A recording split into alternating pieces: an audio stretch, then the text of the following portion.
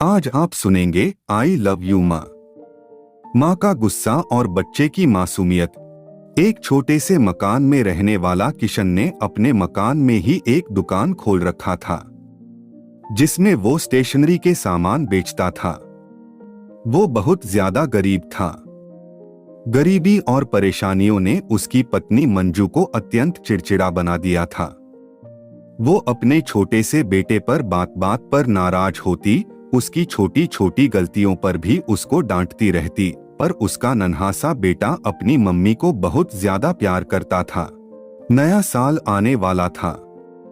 दुकानदार ने नए साल पर बिक्री के लिए कर्ज लेकर डायरी और ग्रीटिंग्स खरीदे। उसकी दुकान अब नए साल के लिए सज गई थी। शाम को उसका बेटा जब दुकान पर आया तो उसे वो ग्रीटिंग्स और डायरिया बहुत पसंद आई।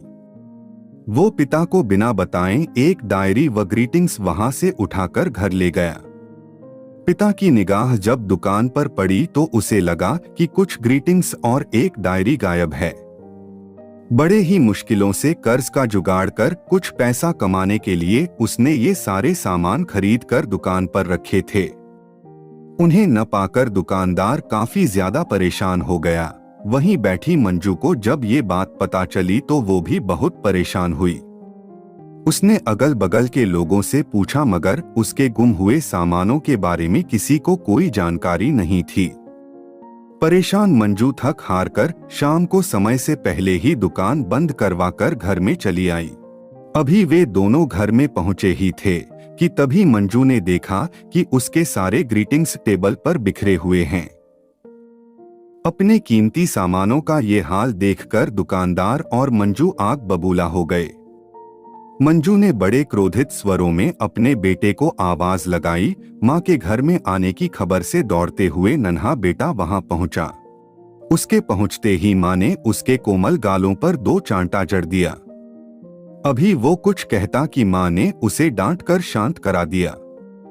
मंजू ने ग्रीटिंग्स को हाथ में लेकर कहा, तुम जानते हो ये सब तुम्हारे पापा ने कैसे खरीदा है और तुमने सब खराब कर दिया। तुमने उस डायरी का क्या किया?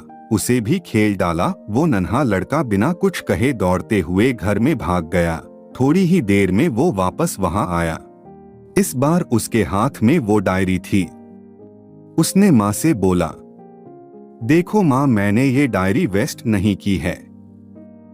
डायरी खोलकर उसके पन्ने दिखाते हुए बोला, देखो मैंने हर पन्ने पर आई लव यू माँ लिखा है और इन ग्रीटिंग्स पर भी लिखा है। माँ का गुस्सा उसकी मासूमियत को देखकर कहीं गायब ही हो गया। कुछ वर्षों बाद वो लड़का बड़ा हो गया। वो उच्च शिक्षा के लिए दूर शहर में पढ़ने चला गया। उसकी माँ आज अपने बेटे की वो डायरी का पन्ना तारीख के हिसाब से खोलती और उसमें उसके द्वारा लिखे आई लव यू माँ को पढ़कर उसके प्यार का एहसास करती हैं। इस कहानी से हमें सीख मिलती है कि इस दुनिया में बहुत सारी वस्तुएं कीमती हो सकती है, किंतु प्रेम के आगे हर वस्तु का मूल्य शून्य है। प्रेम अनमोल है। आपको हमारी वीडियो कैसी लगी? कमेंट जरूर करें और साथ ही साथ वीडियो को लाइक और शेयर और चैनल को सब्सक्राइब भी करें। धन्यवाद।